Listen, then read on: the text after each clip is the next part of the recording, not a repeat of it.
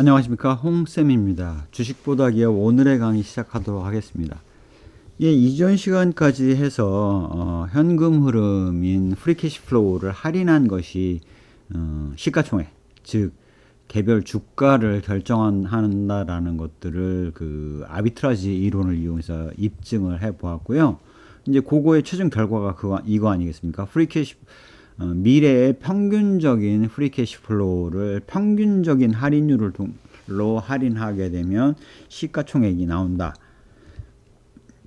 우리가 이런 그 프리캐시 플로우, 즉 잉여현금의 그 정의를 봤을 때 할인율 분의 에비타에서 캐펙스를 뺀 부분에 해당된다라는 걸 봤고, 캐펙스에 해당되는 것을 보수적인 관점에서 감가상각비 수준으로 본다라면 이는 에빗, 바로 영업이익에 해당된다고 볼 수가 있겠죠.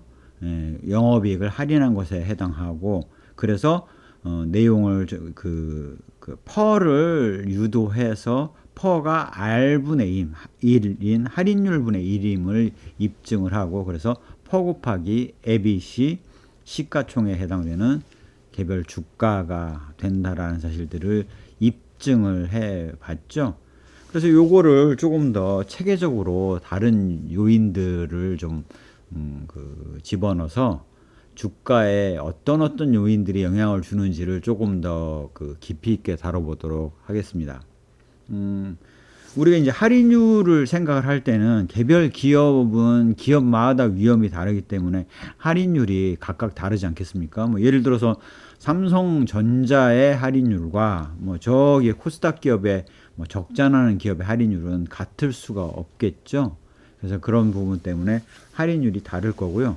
그런 부분들의 그 할인율이라는 걸 그래서 어떻게 나눠볼 수 있냐면, 말하자면 우리나라 전반적으로 이제 나라가 망하지 않는 한 적어도 넣어놓기만 하면 줄 수 있는 수익률이 있을 텐데, 그게 이제 통상은 국고채 수익률이 되겠죠.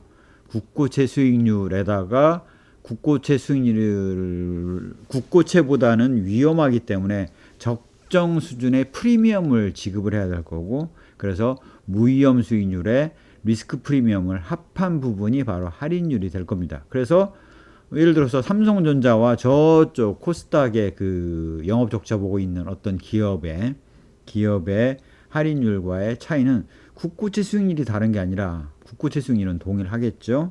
하지만 위험 프리미엄이 삼성전자와 다른 회사가 다르기 때문에 그 위험 프리미엄에서 할인율의 차이가 발생을 할 수 있다라는 것들을 우리가 알 수가 있겠습니다.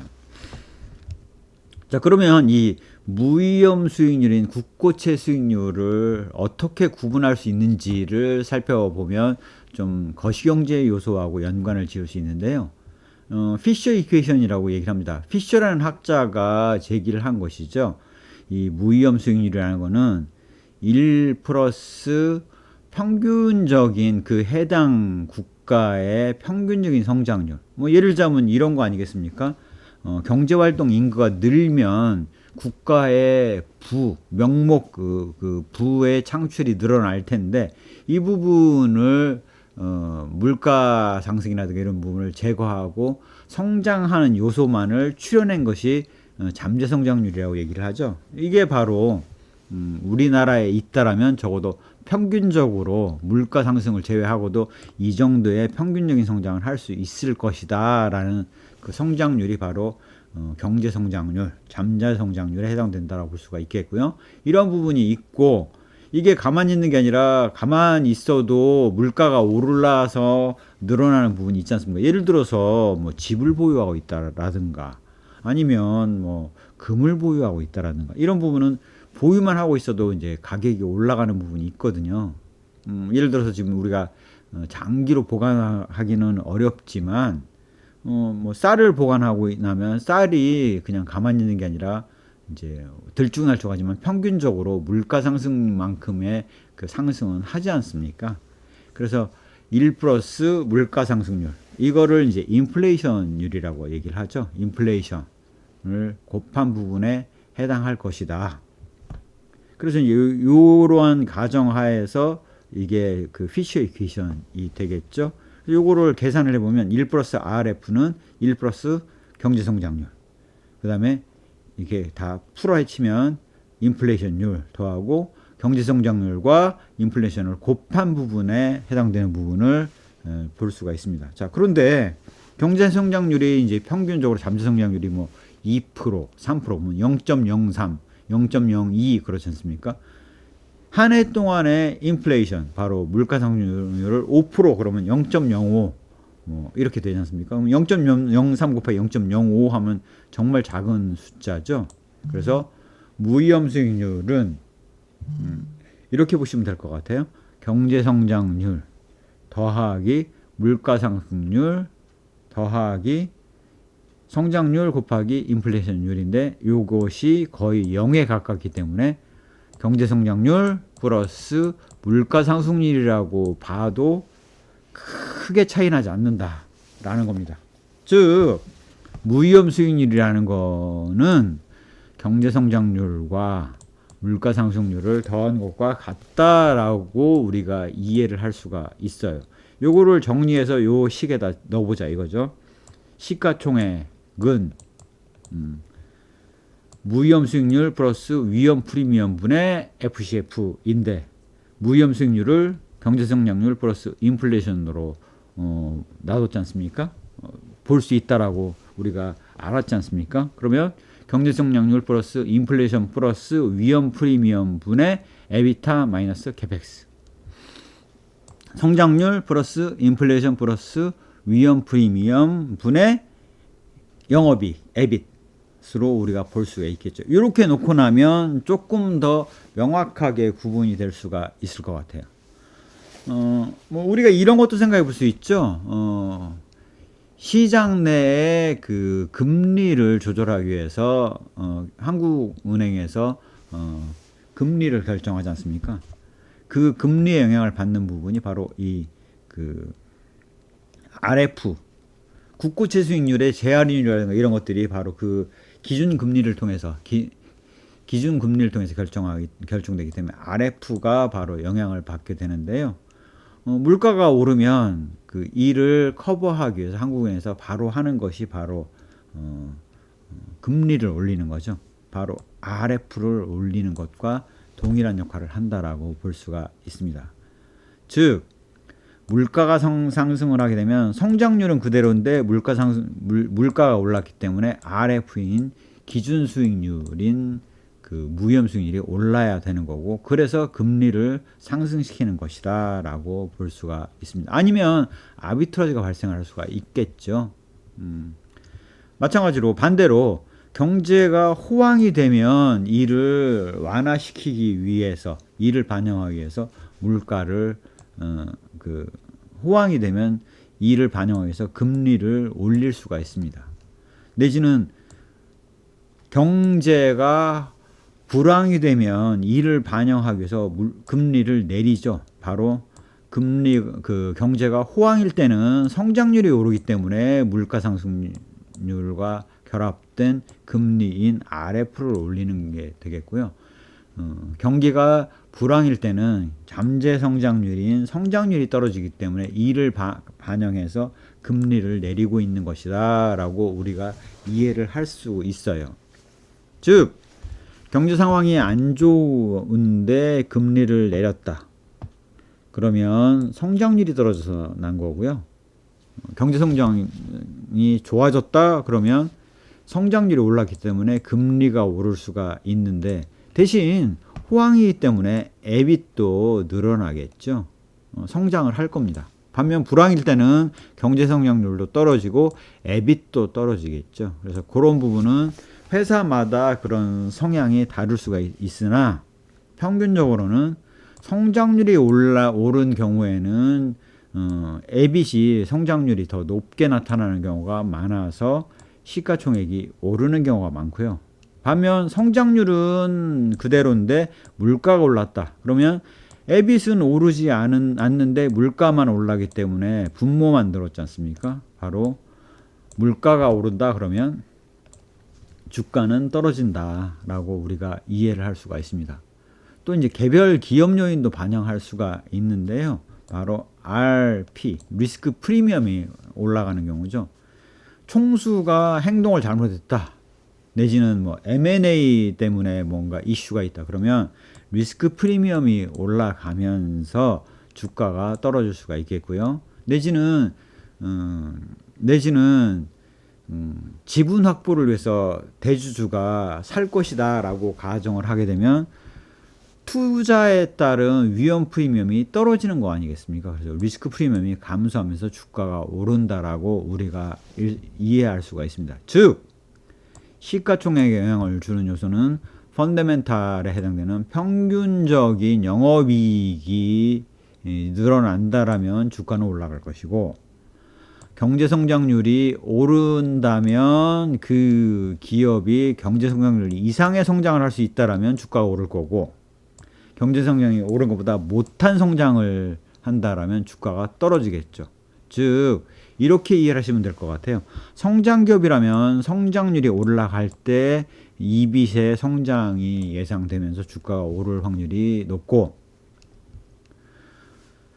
성장률이 낮은 기업, 저성장 기업이라면 성장률이 올라도 EBIT이 오르기가 쉽지 않기 때문에 주가가 떨어질 수가 있는 것이다 라는 사실들을 우리가 쉽게 예상할 수가 있습니다. 반면 물가가 상승했다 그러면 EBIT이나 성장률은 그대로인데 분모인 물가 상승률만 올랐기 때문에 바로 이 RF가 오르면서 시가총액에 해당되는 V0, 바로 주가는 떨어질 수가 있는 것이다 라는 사실들을 알 수가 있겠고요.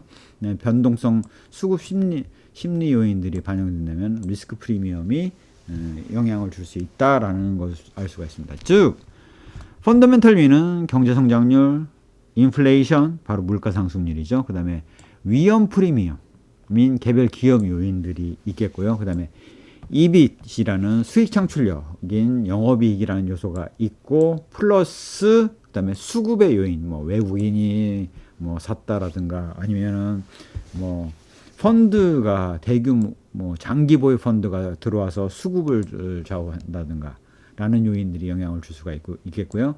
그다음에 심리 요인이 영향을 줄 수가 있습니다. 요즘 뭐 미국에 있어서의 그 주식이 떨어지는 부분이 과연 펀더멘탈 요인일지 변동성 요인일지는 한번 나눠서 생각을 해보셔야 되고요. 펀더멘탈 요인 안에서도 EBIT에 영향을 주는 요인인지, 그로스에 영향을 주는 요인인지, 인플레이션에 영향을 주는 요인인지를 한번 생각을 해보셔야 합니다. 뭐 예를 들자면 관세를 지금 부과를 하고 있지 않습니까? 그렇게 되면 미국에서 트럼프 관세를 부여하고 있지 않습니까? 그러면 관세를 부여했기 때문에 인플레이션이 올라갈 확률이 높죠. 성장률이나 EBIT은 물가가 가격이 비싸지기 때문에, 제품 가격이 비싸지기 때문에 떨어질 확률이 높죠. 그렇기 때문에 그로스 떨어지지만 EBIT이 더 많이 떨어지고, 물가 상승률은 올라가기 때문에 전반적으로 RF는 올라간다라고 볼 수가 있겠습니다. 리스크 프리미엄이 또 올라가고 있죠. 무역 보복에 따라서 리스크 프리미엄이 올라갈 수가 있기 때문에 주가가 떨어지는 요인은 당연할 수밖에 없다라는 것들을 우리가 복합적인 요인을 보더라도 우리가 예상을 해볼 수가 있습니다. 이렇게 성장률 요인이냐, 물가 요인인 인플레이션 요인이냐, 리스크 프리미엄 요인이냐, 기업의 수익 창출력에 해당되는 영업이익의 증가 감소 요인이냐를 펀더멘탈로 구분하고, 플러스 시장의 단기적인 심리 요인들이 영향을 주지 않습니까? 외국인의 수급, 그 다음에 향후 그 주식시장의 위축 여부와 같은 변동성 요인을 감안하면 주가에 영향을 미치는 요인들을 우리가 좀 더 뉴스를 봤을 때도 좀 쉽게 이해할 수 있다 라는 것들을 설명을 드릴 수가 있죠. 자, 그렇게 해서 EBIT 하면 그러면 그 기업의 내부 요인들에 대해서 설명하는 것들은 무엇이 있냐라고 생각해 보면, 우리가 이미 손익계산서를 통해서 배웠습니다. 매출에 영향을 주는 요인, 매출이 증가하면 영업이익의 규모가 늘겠죠. 매출 원가율이 굉장히 현저하게 낮은 기업이라면 매출을 하면 할수록 영업이익이 줄어들 겁니다. 그래서 매출 원가 요인, 판관비 요인의 성향도 파악을 해 봐야 돼요. 수익성, 영업이익률이 나는 기업인데 매출이 는다. 그러면 절대 영업이익 규모가 늘어나기 때문에 주가의 긍정적인 요인이라고 볼 수가 있겠죠. 이외에 결국 단기 순이익에 미치는 영향에는 기타 금융 외 수익, 금융 외 비용과 같은 요인들이 있을 수가 있기 때문에 이자 비용 부담이 는다. 그러면 주가의 마이너스 요인이 될 거고요. 이자 비용 부분이 준다 내지는 이자 수익이 는다 라고 했을 때는 플러스 요인이다. 즉 계열사를 잘 들고 있다라는 부분은 수익성 면에 있어서는 이자 수익 부분 내지는 배당금 요인이라고 볼 수가 있겠고요. 반대로 차입금을 많이 들고 있다라고 했을 때는 금리의 상승 하락에 따라서 이자 비용이 늘고 줄기 때문에 주가의 마이너스 요인이라고 보실 수가 있겠습니다. 그렇게 생각해 보시면 경기가 호황이다 불황이다는 매출에 영향을 주겠죠. 이거에 따라서 매출 원가도 왔다 갔다를 결정을 하겠죠. 거기에 따라서 영업이익 규모가 늘 건지 말 건지. 특히 이제 매출액이 조금 늘고 조금 줄고가 영업이익이 더 많이 늘고 덜 늘고를 결정을 하지 않습니까? 민감도가 높은 경우가 일보다 큰 경우가 많죠. 그렇기 때문에 매출이 늘 거냐 줄 것이냐가 바로 실적이 개선될 것이냐 아니냐를 좌우하게 되고, 실적이 개선될 거냐 아니냐는 바로 영업이익의 증가 감소를 좌우하기 때문에 바로 주가의 증가 감소 요인으로 작용한다라는 사실들을 이해를 하시면 기업 내부의 요인, 산업 전반의 요인은 매출에 영향을 줄 거고요. 기업 고유의 요인은 매출 원가라든가 판관비 내지는 기타 수익, 기타 비용의 요인들의 영향을 줄 거고, 이로 인해서 당기순이익이 영향을 받으면 바로 주가에 영향을 주는 기업 내부 요인과 거시경제 요인으로서의 금리에 영향을 주는 요인, 이것도 좀 더 나눠서 본다면 우리나라 경제 전반의 성장률 요인과 물가 상승률 요인, 그 다음에 해당 기업의 위험 프리미엄 요인들이 영향을 줄 거고, 변동성 요인들이 영향을 줄 것이다 라는 것들을 생각해 볼 수가 있습니다. 예를 들어서 코로나 같은 경우라면 위험 프리미엄, 인플레이션, 성장률 요인에 미치는 영향은 미미하죠. 하지만 반대로 변동성 요인으로는 컸습니다. 그러면 코로나 같은 이벤트 리스크가 발생했을 때는 리스크 프리미엄 요인에 일부 영향을 줬을 거고, 변동성 요인에 주로 영향을 줬을 거라서 기업을 잘 골라서 리스크 프리미엄 요인의 영향이 적었던 데를 값이 떨어졌을 때 사서 장기 보유를 하게 되면 이 변동성 요인은 시간을 두고 해소해 나갈 거 아니겠습니까? 바로 그런 리스크, 크라이시스, 위기가 왔을 때는 그 영향 요인을 잘 따져서 리스크 프리미엄 요인에 영향을 미치지 않고 일시적이다라고 하면 현저하게 낮은 가격에 사서 보유를 했다가 정상화된 다음에 파는 방법이 굉장히 바람직한 주식 투자 방법 중에 하나이고, 이거를 가장 잘 실천한 사람이 바로 워런 버핏이죠. 위기가 오면 엄청나게 주식을 사서 샀다가 나중에 위기 해소가 되고 가격이 고평가되기 시작하면 팔아서 수익 실현을 하죠. 그래서 그러기 위해서 이 워런 버핏 같은 경우는 현금은 비율을 30%까지도 가져가고 있지 않습니까? 그런 부분들을 생각해 보시면 무엇을 활용한 주식 투자 기법인지라는 것들을 좀 생각을 잘 해보실 수가 있습니다. 이렇게 기업에 그 영향을 주는 요소를 봤을 때, 뉴스를 들었을 때 그 요인을 빠져서 이게 뉴스가 긍정적인 뉴스인지 부정적인 뉴스인지를 파악하는 방법은 바로 경제 성장률에 영향을 미치는 요인인지, 인플레이션에 영향을 주는 요인인지, 리스크 프리미엄에 영향을 주는 요인인지, 에빗에 영향을 주는 요인인지를 구분해서 파악해 보시면 쉽게 아실 수가 있고요.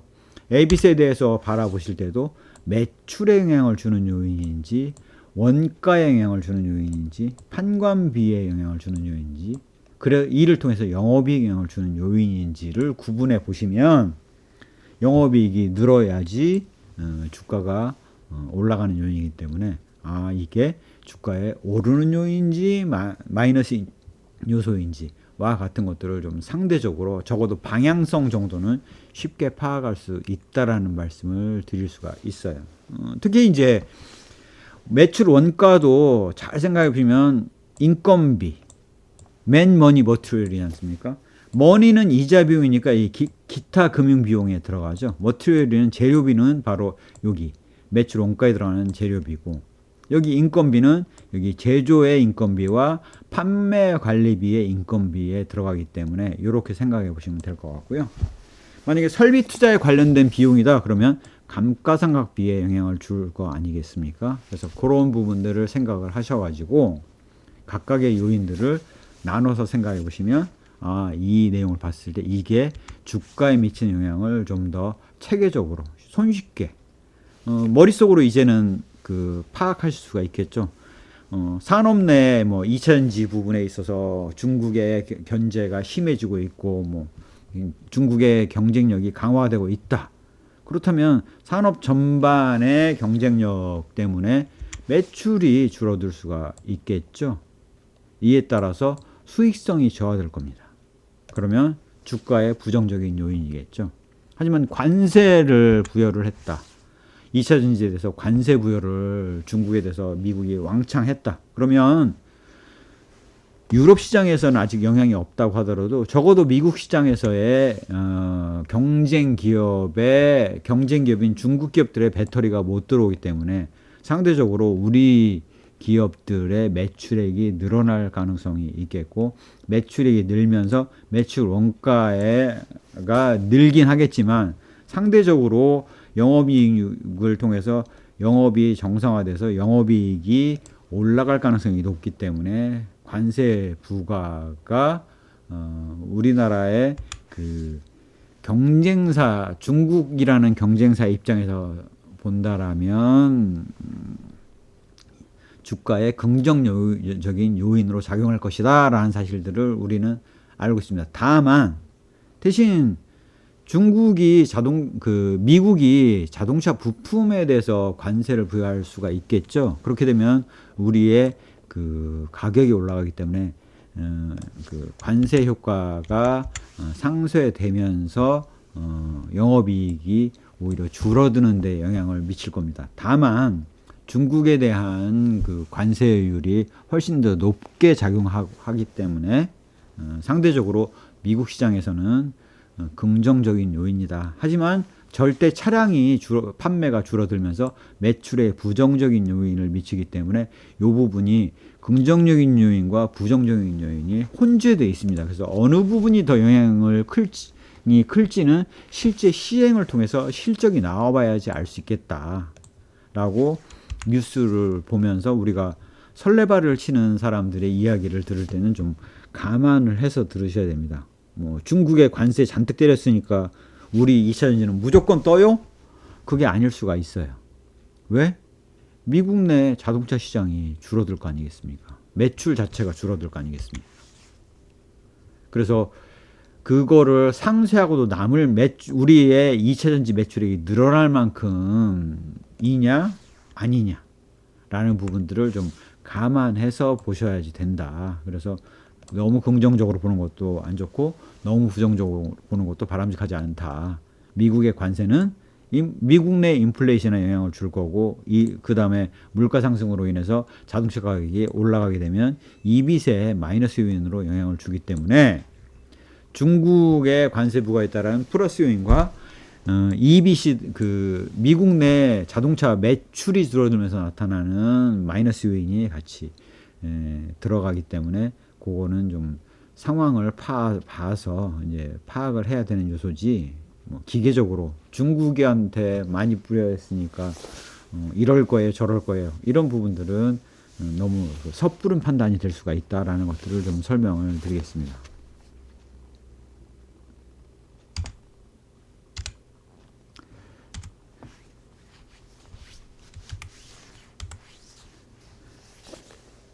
예.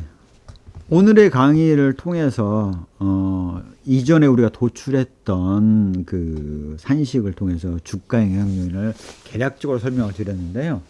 할인율을 피셔 이퀘이션을 통해서 성장률과 물가 상승률로 더 구분을 하고, 그다음에 이 에비세 요소도 손익계산서 항목으로 더 나누어서 구분해 봄으로 인해서 각각의 뉴스가 나왔을 때 그 뉴스들이 긍정적인 요인인지 부정적인 요인인지, 긍정적인 요인과 부정적인 요인이 혼재되어 있는 상태인지를 파악하는 방법을 좀 사례를 들어서 설명을 드렸습니다.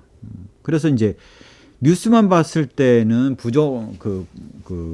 부족한 요인이 있다라면 여러 뉴스들을 보면서 해석한 결과들을 좀 종합해 보셔야 될 거고요. 전문가 이야기를 들으실 때도 본인의 기준 하에서 그 비평을 할 수 있는 능력을 기르셔야지, 누가 얘기해서 분석했으니까 얘 말이 맞을 거야, 그러면 이제 블랙스완 이론에 해당되는 상황이 발생할 수가 있죠. 즉 나는 잘 될 걸로 봤는데 영 꽝이다.